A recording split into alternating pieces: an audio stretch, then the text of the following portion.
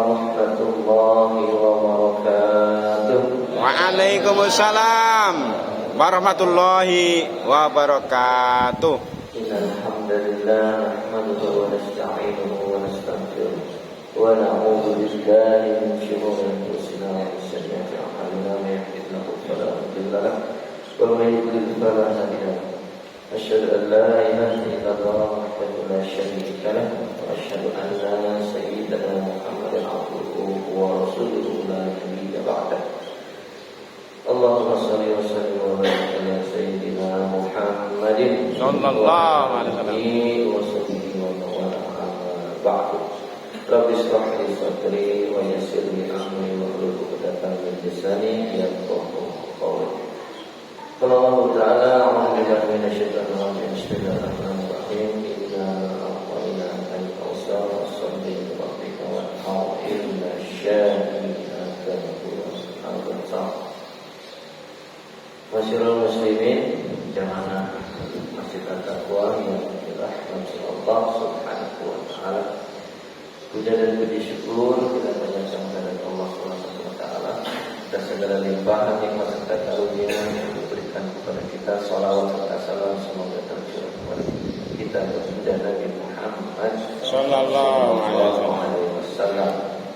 Semoga kita selalu istiqomah menjalankan sunnah-sunnahnya sampai akhir hayat kita, dan semoga atas izin Allah kita bisa berjumpa dengan baginda Nabi Muhammad sallallahu alaihi wasallam di yaumil akhir. Amin. Amin ya rabbal alamin. Baik, melengkapi kajian-kajian yang mungkin telah disampaikan, karena memang sekarang masih berada di bulan Zulhijjah, ya. Kita akan membahas hal-hal yang masih berkaitan dengan bulan Zulhijjah. Nah, pada kesempatan ini yang pertama akan kita bahas tentang hari Arafah. Sebagaimana kita ketahui bahwa hari Arafah memiliki keutamaan yang sangat besar. Jadi hari Arafah itu jatuhnya tanggal berapa? Tanggal 9 Zulhijjah, di mana para jamaah haji yang berada di padang Arafah sedang berkumpul untuk melaksanakan wukuf. Di mana wukuf itu sendiri adalah salah satu rukun haji. Jadi kalau jamaah haji tidak wukuf, maka rukunnya tertinggal. Kalau rukun tertinggal, maka hajinya tidak sah karena rukun. Tetapi kalau wajib tertinggal, itu masih bisa diqodho atau dikenakan denda, ya. Nah, oleh karena itu rukun wukuf di Arafah itu walau bagaimanapun harus diusahakan. Sebagai contoh, ketika ada jamaah haji yang sakit, tidak bisa jalan, nggak bisa ngapa-ngapain, nah, tapi ketika wukuf itu tetap dibawa dengan ambulan atau dengan kendaraan apa, nanti dia yang penting ada di padang Arafah. Itu namanya safari Arafah. Nah, mudah-mudahan kita semua yang ada di sini bisa berkunjung ke padang Arafah. Amin. Di musim haji nanti, ya. Baik. Diriwayatkan oleh Siti Aisyah radhiyallahu anha bahwasanya Rasulullah sallallahu alaihi wasallam bersabda, "Ma min yaumin aksar min ayyuhtiqallahu fihi 'abadan minan nar min yaumi Arafah wa innahu la yadnu summa yubahi bihimil malaikata fayaqul ma arada haulai." Tidak ada satu hari yang di hari itu Allah lebih banyak membebaskan hamba-hambanya dari api neraka daripada hari Arafah. Sebab pada hari itu di ketiga turun kemudian membangga-banggakan mereka di depan para malaikat seraya berfirman apa yang mereka inginkan. Nah ini Allah mengatakan kepada mereka, atau dalam artinya malaikat suruh tanya apa hajat atau keinginan dari orang-orang yang sedang berwukuf. Nah, insya Allah akan dikabulkan. Kaum muslimin yang tidak melaksanakan ibadah haji disunahkan untuk melaksanakan puasa Arafah yang pahalanya akan menghapus dosa-dosa 2 tahun. Tahun yang sebelumnya dihapus, tahun yang akan datang pun dihapus kalau kita berpuasa Arafah. Ya, ini kita sekilas-sekilas saja ya karena sudah sering. Su'ilan Nabiyyu an shaumi yaumi Arafah faqala yukaffiru as-sanata al-madiyata wal baqiyata. Nabi ditanya tentang puasa pada hari Arafah, maka beliau menjawab puasa itu akan menghapus dosa-dosa 1 tahun yang lalu dan yang akan datang. Jadi enak banget nih ditanya umat Islam. Ketika berpuasa hari Arafah, setahun dosa yang lalu dihapus, setahun dosa yang akan datang sudah dihapus. Artinya bukan berarti wah tahun depan kita udah nggak ada dosa, udah dihapus, udah berbuat maksiat aja. Bukan seperti itu ya. Pemahamannya ketika kita melaksanakan puasa Arafah, kita jalankan dengan penuh keikhlasan dan kesungguhan, maka insya Allah kita akan dijauhkan dari perbuatan dosa selama 1 tahun ke depan. Ya, jadi enak kita dijaga dari dosa oleh Allah Subhanahu wa taala. Baik. Dalam hadis lain Rasulullah SAW bersabda, "Khairul du'ai du'a'u yaumi Arafah wa khairu ma qultu ana wan nabiyyuna min qabli la ilaha illallah wahdahu la syarika lah, lahul mulku wa lahul hamdu wa huwa 'ala kulli syai'in qadir." Ya, sebaik-baik doa adalah doa yang pada hari Arafah, dan sebaik-baik yang aku dan para nabi sebelumku katakan adalah la ilaha illallah wahdahu la syarika lah, lahul mulku wa lahul hamdu wa huwa 'ala kulli syai'in qadir. Tiada ilah yang berhak disembah melainkan Allah semata dan tiada sekutu baginya.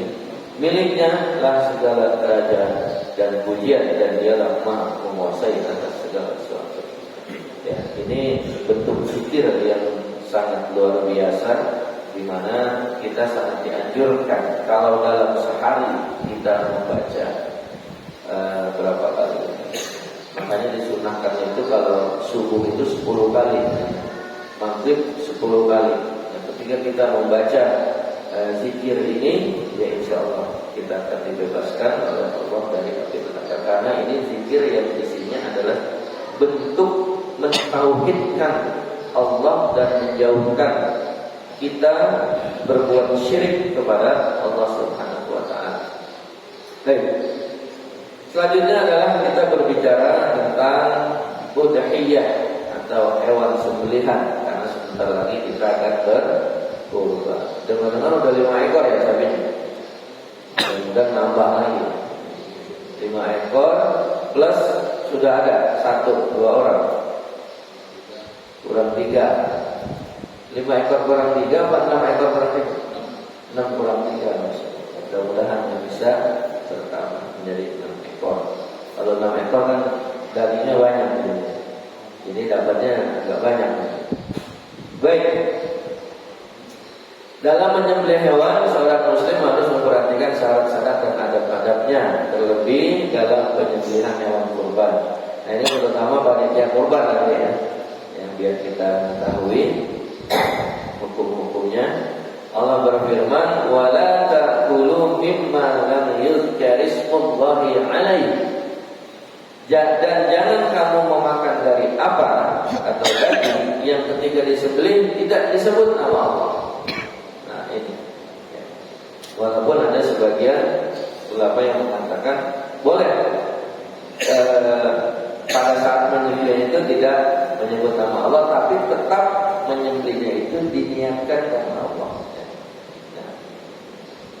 Doa yang umum yang ketika kita menyembelih ya, sebagaimana kita maklum, Bismillahi Allahu Akbar. Gampang banget masa beliau nggak dibaca. Kemudian dalam hadis lain Rasulullah SAW bersabda, "Ma anharud dama wal irasmullahi fakul laisa sinna wal zufra." Sesuatu yang dialirkan darahnya dan disebutkan nama Allah, maka makanlah kecuali dengan gigi dan kuku. Ini maksudnya sesuatu yang disembelih dan menyebut nama Allah, makanlah, asal nyembelihnya itu, pisoknya itu tidak terbuat dari gigi dan kuku, atau menyembelihnya bukan dengan gigi dan kuku kita. Misalkan kita menyembelih sapi ini karena kuku kita panjang-panjang, gitu kan, tajam, nah, putus ke sapinya, mati, ya, nggak boleh. Jadi nggak boleh pakai kuku. Atau ada yang giginya kuat, gitu kan, digigit leher sapinya, kan, sampai memanjatkan darahnya, putus ke sapi, mati. Sesuai 4 urat ininya, urat halkumnya, mar'inya, 2 pembuluh vena dan kapilernya terputus, ya kan? Nah, nggak boleh. Kenapa? Karena pakai gigi. Harus pakai pisau yang terbuat dari benda yang tidak dilarang seperti gigi, tulang, dan kuku. Diriwayatkan dari Shaddad bin Aus radhiyallahu anhu, ia berkata, Rasulullah SAW, "Innallaha qad katabal ihsana ala kulli syai', fa idza qataltum fa ahsinul qitlata, wa idza zabahtum fa ahsinuz zabha, wal yuhidda ahadukum syafratahu falyarih zabihata." Nah, ini Islam itu mengajarkan kita berbuat ihsan, ya, kepada apapun dan siapapun. Nah, ini artinya sesungguhnya Allah telah mewajibkan supaya selalu bersikap baik terhadap setiap sesuatu. Jika kamu membunuh, maka bunuhlah dengan cara yang baik. Nah, pengertiannya apa? Ada ini membunuh dengan cara yang baik, orang membunuh baik, ya. Ini konteksnya adalah ketika berjihad, ya, berperang di jalan Allah, ketemu musuh. Nah, kalau kita nggak bunuh itu musuh, kita yang dibunuh oleh musuh, namanya perang, kan? Pasti kalau nggak dia yang kita bunuh, kita yang terbunuh. Nah, cuma di dalam membunuh musuh yang ada di hadapan kita itu harus dengan cara yang baik. Harus sekali tebas tuh musuh mati, ya. Jangan ada musuh di depan kita, menekan kita yang menguasai, gitu kan, tusuk dulu perutnya sebelah kiri, wah, dia tersungkur kesakitan, tusuk pahanya, tusuk paha sebelah kanannya, kemudian cokel matanya. Nah, ini tidak boleh, ya, tidak diperbolehkan. Jadi ketika umat Islam dalam kondisi berperang, berhadapan dan saling membunuh, maka harus sekali tebas musuhnya harus mati. Jika kamu menyembelih, maka sembelihlah dengan cara yang baik. Ya, makanya kita harus tahu tata cara menyembelih hewan kurban.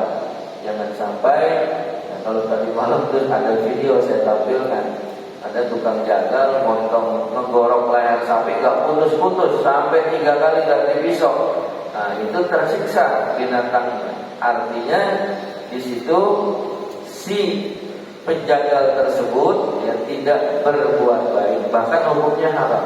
Ketika kita menggunakan pisau yang tidak tajam, kemudian kita sembelih hewan tersebut tak putus-putus lehernya, maksudnya tidak mempan, gitu ya, digorok-gorok, nah itu membuat hewan tersebut tersiksa.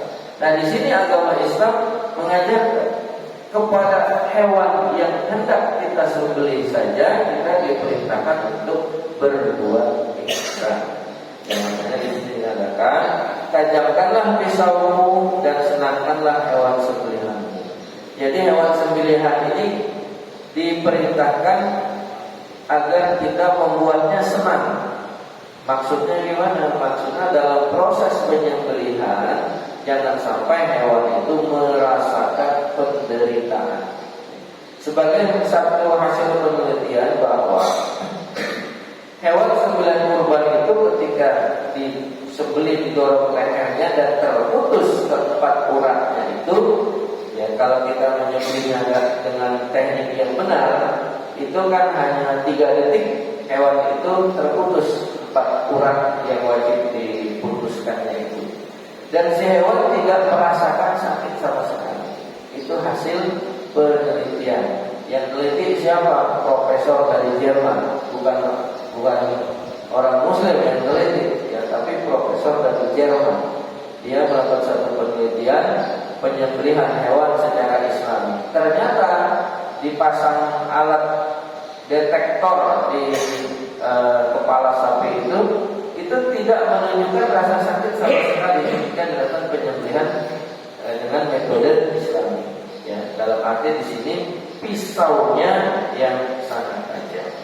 Nah, ketika hewan itu tidak merasakan sakit, ya itu yang dikatakan kita membuat hewan itu senang ketika disembelih. Ya. Di sebagian negara non Muslim, ya, di YouTube pernah saya lihat itu kalau tidak salah di Vietnam. Di sana cara mematikan sapi itu dengan dipukul kepala bagian otaknya itu dengan palu yang besar sehingga sapi itu sempoyongan kemudian jatuh. Ya, entah itu udah mati atau belum, datang timnya langsung diseser-seser, dipotong-potong. Jadi seperti itu. Nah, hasilnya apa? Tidak ada darah yang terpancur keluar dari tubuh sapi tersebut sehingga menyebabkan darah tersebut terserap ke daging. Darah kalau sudah mati hewan itu maka darahnya menjadi bakteri dan menjadi kuman. Jadi daging yang dimasuki atau darah yang terserap oleh daging, maka dagingnya kualitasnya buruk, ya, cepat busuk, cepat bau dan tidak layak dikonsumsi. Karena apa? Karena mengandung darah dan bakteri. Berbeda dengan penyembelihan yang disyariatkan, karena keempat urat itu harus terputus. Ketika 2 urat pembuluh darah terputus, maka hewan tersebut memancarkan darah keluar habis. Ya, darah yang mengalir itu habis sehingga tidak ada yang terserap atau minim sekali terserap ke daging sehingga dagingnya tidak mengandung bakteri dan kuman yang dihasilkan dari darah yang terserap. Nah, sampai sedemikian ya dilakukan penelitian dan akhirnya disimpulkan bahwa metode penyembelihan secara Islami adalah yang terbaik. Nah, di dalam menyembelih hewan ada syarat dan adab-adab yang harus diketahui oleh setiap muslim sehingga dia bisa menyembelih hewan dengan secara syar'i. Adapun hadis yang tadi kita bacakan berkaitan dengan sembelihan, hikmahnya adalah menyebut nama Allah, mengucapkan basmalah merupakan salah satu syarat halalnya sembelihan. Ya. Kemudian menyembelih hingga keluar darah merupakan syarat halalnya penyembelihan.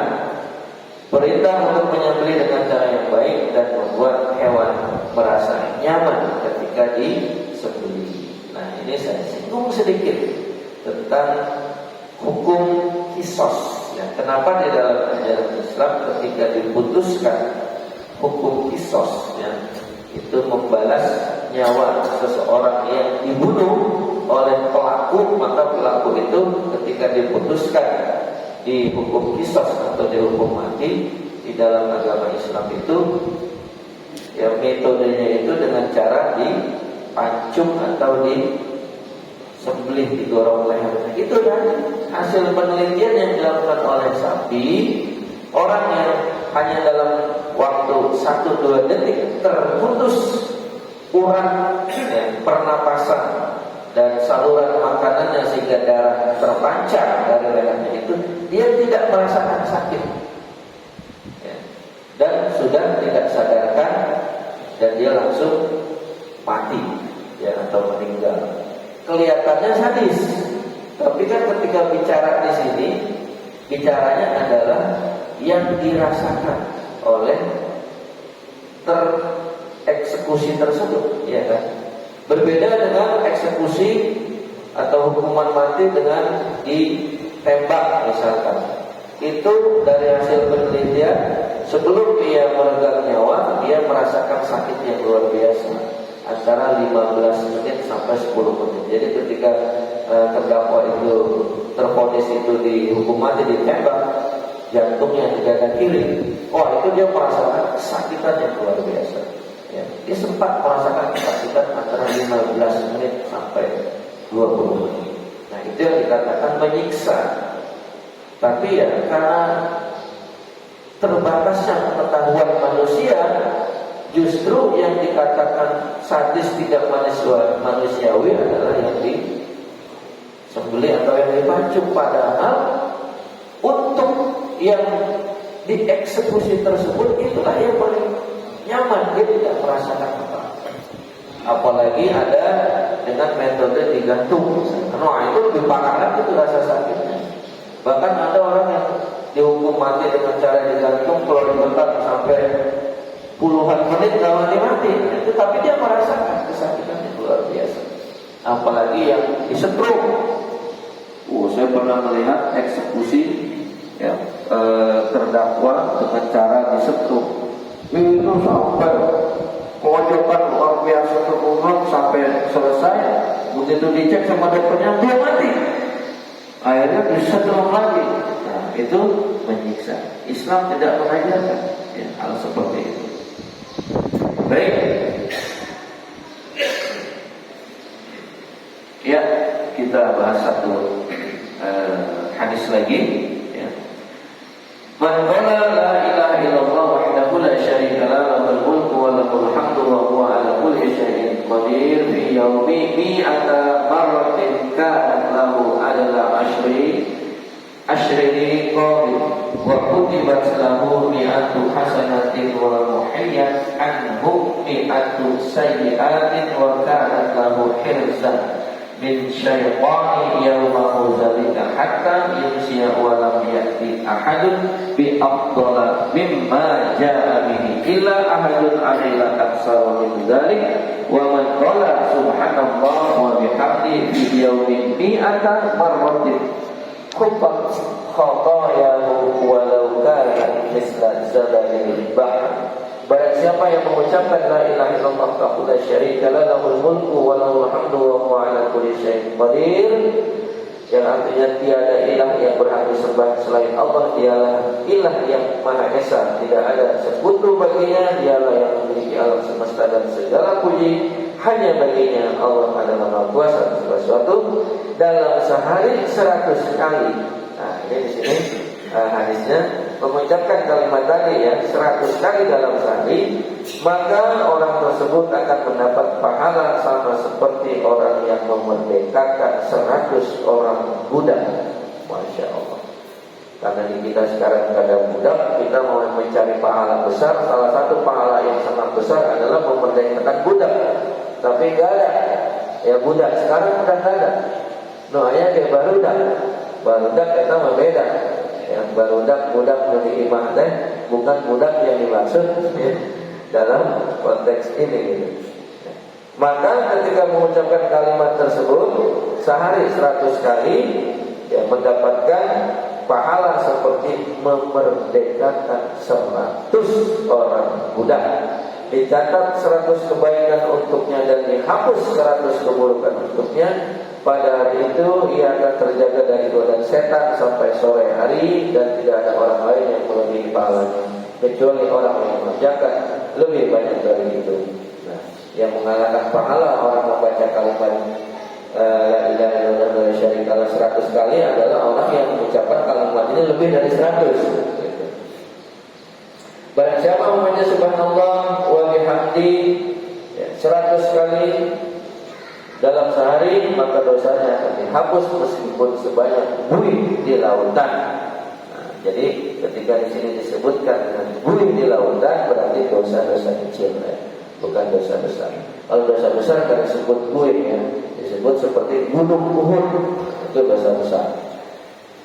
Dari sahabat Ayyub Al-Ansari radhiyallahu anhu berkata, Rasulullah SAW bersabda, "Man qala la ilaha illallah wahdahu la syarika lahu mulku wa lahul hamdu wa huwa 'ala kulli syai'in qadir, asyra birra kana kaman attaqa arba'ata anfus min waladi Ismaila."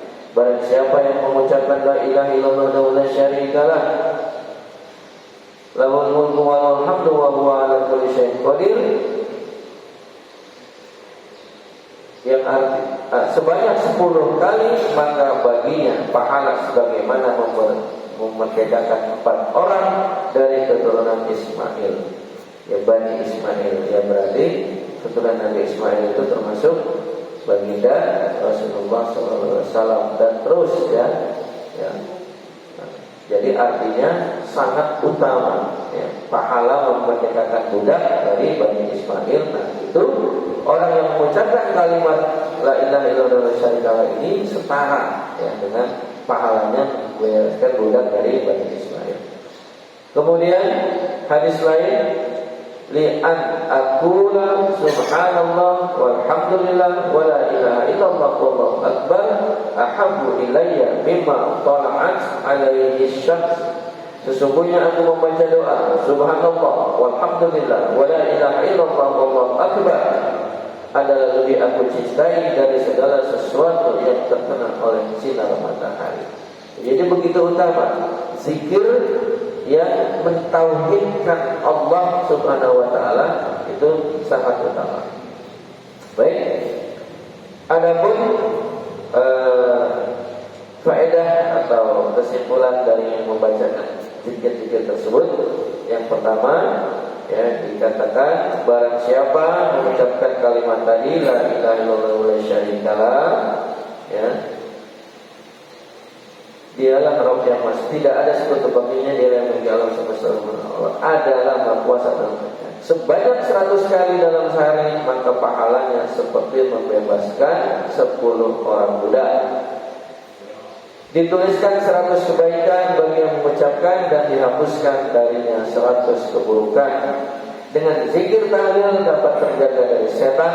Barang siapa yang mengucapkan sebanyak 10 kali dalam sehari, pahalanya seperti membebaskan 4 budak dari Bani Ismail. Nah, itulah hadirin jamaah yang dirahmati Allah, beberapa fadilah yang kita dapatkan ya, ketika yang pertama kita melakukan penyembelihan hewan kurban, atau ketika jamaah yang sedang wukuf di Arafah ya, di antaranya apapun dikabulkan ya, hajat yang diinginkan dari seseorang yang berdoa pada Arafah, dan kalimat la ilaha illallah wahdahu la syarika lahu lahul mulku wa lahul hamdu wa huwa 'ala kulli syai'in qadir. Ya, pahalanya seperti disebutkan tadi ya, mendapatkan pahala seperti membebaskan budak dari bangsa Arab ya. Mudah-mudahan zikir-zikir itu selalu konsisten atau istiqomah kita ucapkan. Makanya kalau habis sholat ya, yaitu baca zikir-zikir itu. Misalkan pas imam ya mengingatkan jamaahnya ya, walaupun berzikirnya itu tidak harus berjamaah ya, tapi tidak ada salahnya imam itu ya mencontohkan ya, mengucapkan zikir-zikir tersebut ya. Adapun kegunaan ketika imam mencontohkan berzikir dengan sedikit dikeraskan, itu bagi makmum yang enggak hafal dia bisa mengikuti gitu. Ya, jadi tidak usah dipermasalahkan ketika imam mencontohkan cara berzikir ya, dengan sedikit mengeraskan. Nah, bagi imam yang mungkin juga tidak hafal urutannya kan juga jadi enak gitu kan, karena dia terbantu dengan mendengar imam itu mengucapkan zikir tersebut. Jadi memang gak usah keras-keras ya. Kalau habis sholat imam berzikir itu kan udah ada mic gitu kan. Yang penting jamaah mendengar ya. Tujuannya bagi jamaah yang kurang hafal itu dia bisa langsung ikut gitu, mengikuti zikiran-zikiran yang dicontohkan oleh imam ya. Jadi gak usah teriak-teriak melakukan berzikir itu kan. Ya Allah kan jangankan kita teriak, kita dalam hati kita aja bicara Allah dengar kan? Dengar karena Allah Maha mendengar. Baik ya, mudah-mudahan bermanfaat dan bisa kita amalkan di dalam amaliyah ibadah kita sehari-hari. Astagfirullahaladzim, astagfirullahaladzim, astagfirullahaladzim. Allahumma salli wa sallim ala sayyidina Muhammad sayyidina wal akhirin wa ala alihi wa sallam wa radiyallahu anhu sahabat rasulillah ajmain. Alhamdulillahirabbil alamin hamdan yalihi ni'mat tabi'un nasidah ya rabbana lakal hamdu kama yanbaghi li jalali wajhika wa li sultanik. Allahumma salli ala sayyidina Muhammad sallallahu alaihi wa sallam min jami'il aqwali wal abad wa tahmini bi jami'il hajat wa tawfiqna min jami'i syaitan wa nabiyina wa darajat wa tubaluna Allahumma taqabbal minna salatana wa siyamana wa qiyamana wa qurana wa tadarrana wa taqawasana wa taqiqasana ya rahman. Allahumma qulana wa liwalidina wa rabbana sabira. Allahumma hablana min azwajina wa zurriyyatina qurrata a'yun waj'alna lil muttaqina imama. Rabbi ij'alna min as-salihin min zurriyyati rabbana wa taqabbal du'a wa nazalna anfusana wa lam taghfir lana wa tarhamna wa takunana minal khasirin. Qul sa'ilaka al-mujahidin Allahumma ij'al hajjan mabruran wa sa'yan mashkura wa zamban maghfura wa amalan mutaqabbala wa tijaratan lan tabur ya Allah ya Rabbana ya Rabbal alamin. Rabbana la tuzigh qulubana ba'da idh hadaytana wa hab lana min ladunka rahmatan innaka antal wahhab. Rabbana atina fid dunya hasanah wa fil akhirati hasanah wa qina adzabannar. Subhana rabbika rabbil izzati amma yasifun wa salamun alal mursalin walhamdulillahi rabbil alamin. Subhanallahumma wa bihamdika asyhadu an la ilaha illa anta astaghfiruka wa atubu ilaik. Billahi taufiq wal hidayah. Wassalamualaikum warahmatullahi wabarakatuh. Waalaikumsalam warahmatullahi wabarakatuh.